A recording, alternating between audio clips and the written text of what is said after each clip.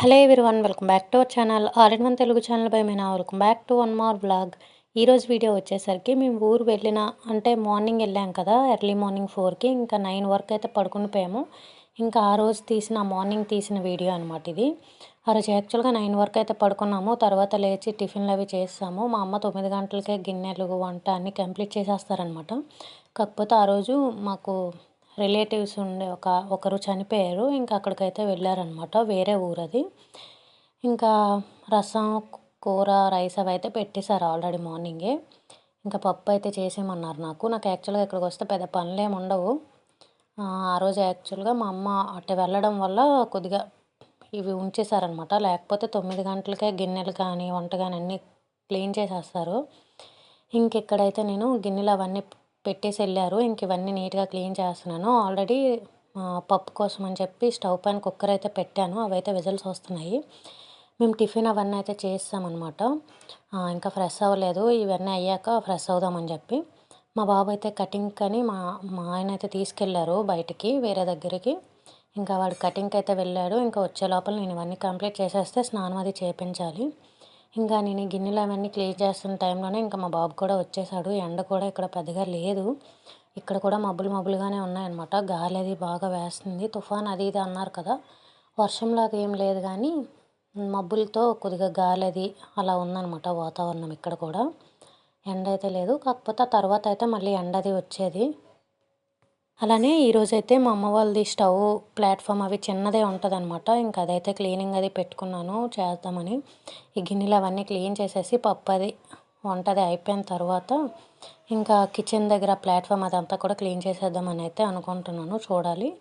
ఇంకా నేను గిన్నెలు అవి తోమే టైంలోనే ఇంకా మా బాబు కూడా కటింగ్ అది చేయించుకొని అయితే వచ్చేసాడనమాట. ఇంకా గిన్నెలన్నీ పూర్తిగా తోమేసి కంప్లీట్ చేసిన తర్వాత ఇంకా వీడికి స్నానం అది కూడా చేయించాను. ఇంకా తర్వాత అయితే నేను పప్పు అది వండేసాను అనమాట. ఇంకా తర్వాత కిచెన్ ప్లాట్ఫామ్ అంతా కూడా నీట్గా క్లీన్ చేసి అయితే పెట్టుకున్నాను. ఇంకా మా బాబుకి కొన్ని బొమ్మలు అవి ఇచ్చేసాము. నైటే వచ్చాం కదా, ఇంకా మత్తుగా ఉందనమాట నిద్రకి. ఇంకా నేను కిచెన్ అదంతా పప్పు అది వండి క్లీన్ చేసి వెళ్ళేసరికి పడుకుని పోయాడు కూడా అని మా బాబు. మళ్ళీ లంచ్కి అని చెప్పి లేపాను అనమాట. 12 అయిపోయింది అప్పటికే. ఇంకెక్కడ మా అమ్మ వాళ్ళు అయితే తొందరగానే వచ్చేస్తాం అనుకున్నారు. కాకపోతే లేట్ అయిపోయిందనమాట. వెళ్ళేసరికి 10 అయిపోయింది. ఇంకా వచ్చేసరికి కూడా 1:30 పైన అయిపోయింది. ఇంకా ఆ రోజు కొద్దిగా లేట్ అయిపోయిందనమాట వచ్చి భోజనాలన్నీ అయ్యేసరికి. ఇంక నేను 1:30 లోపలే మొత్తం కిచెన్ ప్లాట్ఫామ్ అదంతా కూడా క్లీన్ చేసి పెట్టుకున్నాను. ఇక్కడైతే పప్పు అదంతా ఆల్రెడీ విజిల్స్ అవి వేసాను కదా, చక్కగా ఉడికిపోయింది. ఇంకా ఊర్లో ఈ పప్పు గుత్తులే ఎక్కువ ఇవే ఉంటాయి కదా, కవ్వం అంటాము. మజ్జిగ కలుపుతారు, పప్పులు కూడా కలుపుతారు. ఈ కవ్వంతో మొత్తం అయితే కలిపేస్తున్నాను. ఇంకా అదంతా మంచిగా మెదిపిన తర్వాత ఇక్కడ పోపు అయితే పెడుతున్నాను అనమాట.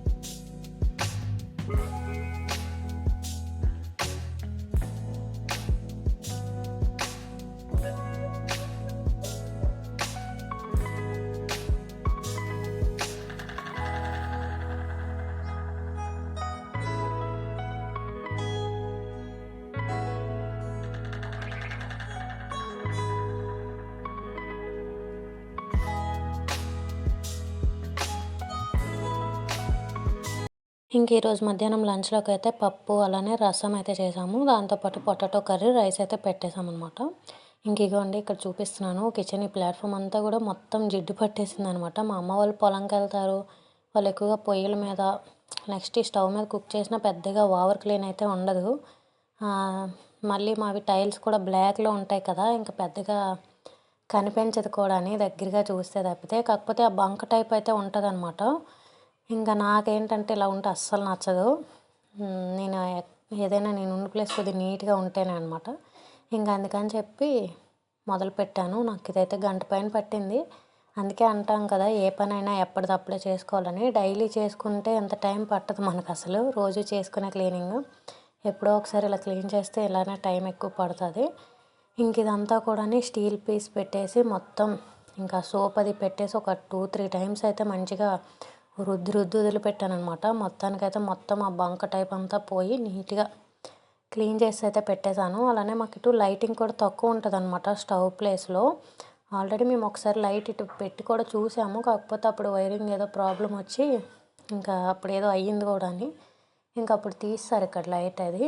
ఇంకా అటువైపు ఉంటుంది. కాకపోతే మాకు ఇక్కడ కరెక్ట్‌గా స్టవ్ దగ్గర పెద్ద లైటింగ్ వచ్చినట్టు ఏమి ఉండదు. రూమ్‌లో ఉంటుంది. ఈ ఇల్లులన్నీ అప్పుడు కట్టిన ఇల్లులు కదా! స్ట్రైట్‌గా ఉంటాయన్నమాట. అలానే అప్పుడు పొయ్యిలవి బాగా ఉండేవి ఇంటి లోపల. ఇంకా అందుకే మాకు స్టవ్ పక్కనే అలా ఉంది కదా ఆర్చ్‌లాగా.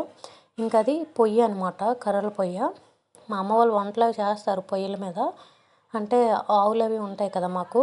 ఇంకా కుడుతులవి పెడతారనమాట ఆ పొయ్యిల మీదే. పొయ్యి కూడా యూజ్ చేస్తారు. మాకైతే ఇప్పుడు యూజ్ అవుతుంది పొయ్యి కూడాని. కాకపోతే ఇల్లులు ఏంటంటే అప్పుడు ఎప్పుడో కట్టినవి కనుక అలానే ఉండిపోయేవి. ఇంకెప్పుడో ఫ్యూచర్‌లో ఇంకా పెళ్ళిళ్ళు ఇలాంటివి అలాగ అయ్యేటప్పుడు మార్పులు, చేర్పులు అవుతుంటాయి కదా! ఇంకా మా అన్నయ్య పెళ్ళి ఏదైనా అయితే అప్పుడు ఇంకా మార్పులు, చేర్పులు చేస్తారు. ఇంక అప్పటి వరకు ఇలానే ఉంటాయి. ఇక్కడ నేనైతే ఇవన్నీ నీట్‌గా రుద్దేసి అయితే పెట్టుకుంటున్నాను. మ్యూజిక్ అయితే యాడ్ చేసేస్తాను చూసేయండి.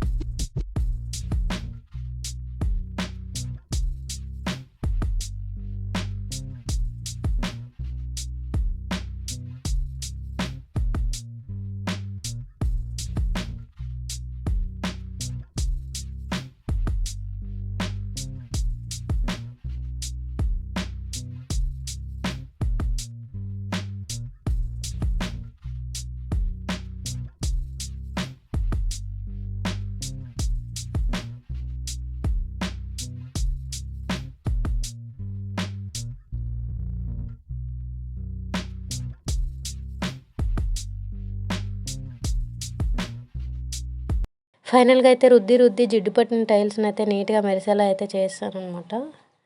ఇంకా చాలా టైం అయితే పట్టింది ఇది క్లీన్ చేసేసరికి. ఇప్పుడైతే చూస్తున్నారు కదా స్టార్టింగ్ క్లిప్పింగ్కి ఇప్పటికి ఎంత డిఫరెన్స్ ఉందో.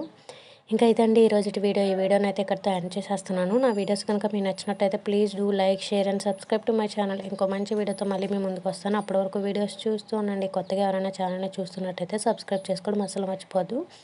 విలేజ్లో అయితే ఉన్న మంచి మంచి వీడియోస్ అయితే వస్తాయి.